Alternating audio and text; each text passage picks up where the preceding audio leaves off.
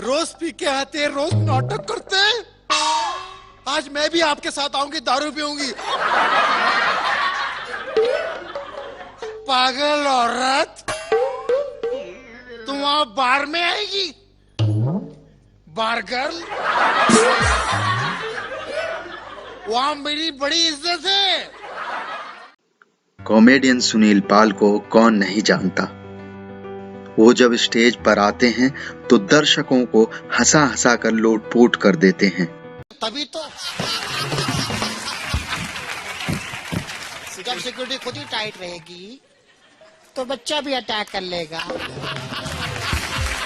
रतन नूरा नाम के शराबी का किरदार निभाते हैं।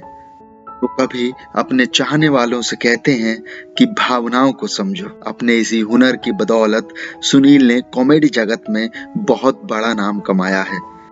लेकिन क्या आप लोगों को पता है कि सुनील को इस मकाम तक पहुंचाने में किसका हाथ है? आखिर सुनील पाल का वो कौन सा दोस्त है जिसकी बदौलत इतना बड़ा नाम कमाने में कामयाब हुए हैं? तो चलिए आपको बताते हैं। दरअसल सुनील पाल को मशहूर कॉमेडियन सुनील पाल बनाने में किसी और का नहीं बल्कि उनके दोस्त राजू श्रीवास्तव का हाथ है। आज हम आपको बताने जा रहे हैं कि सुनील पाल आखिर क्यों राजू श्रीवास्तव को अपना आदर्श मानते हैं। सुनील पाल ने अमर उजाला को दिए इंटरव्यू में बताया है कि वो अपने दोस्त राजू की मदद से ही इंडस्ट्री में इतना बड़ा नाम कमाने में कामयाब हुए हैं। आज मैं जो कुछ भी हूँ राजू भाई की वजह से हूँ। मैंने उन्हीं की वजह से इंडस्ट्री में कदम रखा। जब मैं स्कूल में था तो जॉनी लीवर की कॉमेडी कैसेट खरीद कर सुनता था। उनकी कॉमेडी मुझे बहुत पसंद आती थी। दरअसल उन दिनों राजू श्रीवास्तव का कैसेट हंसना मना है आया था। कैसेट के कवर पर उनका अमिताभ बच्चन के स्टाइल वाला फोटो था। सुनील वो फोटो खरीद कर अपने घर ले आए और इसे सुनते सुनते वो राजू के बड़े फैन बन गए। उस जमाने में जॉनी लीवर बहुत बड़े स्टार हुआ करते थे, तो सुनील पाल ने सोचा कि उनके लिए जॉनी लीवर जैसा बनना तो मुश्किल काम था, पर वो राजू श्रीवास्तव के जैसा बनने की कोशिश जरूर करेंगे। और आखिरकार उनकी ये कोशिश रंग लाई। राजू श्रीवास्तव की वजह से ही सुनील ने बंबई का रुख किया। राजू श्रीवास्तव की वजह से ही सुनील पाल कॉमेडियन बनने का सपना लेकर बंबई पहुंच गए और बंबई में सुनील की मुलाकात राजू श्रीवास्तव से उनके छोटे भाई दीपू श्रीवास्तव के जरिए हुई थी। ये वाकया भी बहुत दिलचस्प है।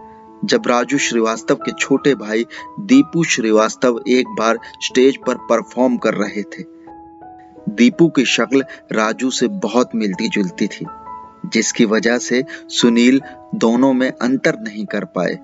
लेकिन जब सुनील को पता लगा कि स्टेज पर परफॉर्म कर रहा शख्स राजू श्रीवास्तव नहीं बल्कि उनके भाई दीपू हैं, तो उन्होंने दीपू से राजू श्रीवास्तव से मिलने की इच्छा जाहिर की और दीपू ने फौरन ही उन्हें राजू श्रीवास्तव का फोन नंबर दे दिया। इस मुलाकात के कुछ दिन बाद ही सुनील पाल ने राजू को फोन किया। सुनील पाल ने राजू से कहा कि मैं आपका बहुत बड़ा प्रशंसक हूँ और दीपू भाई ने आपका नंबर दिया है।